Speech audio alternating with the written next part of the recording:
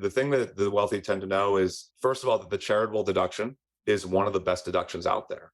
Up to, 50% of your adjusted gross income for cash donations for property, it's 30%, but that's a very big number, right? That gives you a lot of control over your potential tax bill.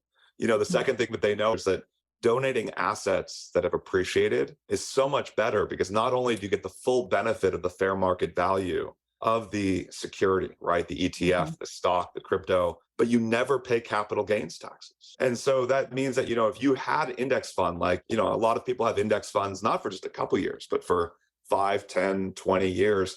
I promise you, if you bought VTI shares 5 years ago, 10 years ago, there's a significant capital gain there. And so instead of donating cash, if you donate stock, you get all the benefits of donating the cash, plus you never pay the capital gain. And because there's no wash sale around it, by the way, you can just use the cash to buy back the security if you want to keep your portfolio diversified. The third thing is we talked about earlier is the donor advised fund, is that most people like the idea of donating stock or crypto. Turns out most charities won't take it.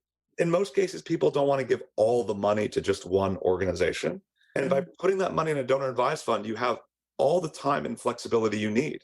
You can research 10 different organizations. You can invest the money for a couple of years while you figure it out. But the IRS is pretty strict about that December 31st deadline. Right. So donor advised funds are just one of these open secrets that the wealthy have known about for a long time. And we're excited to make it available to as many people as possible.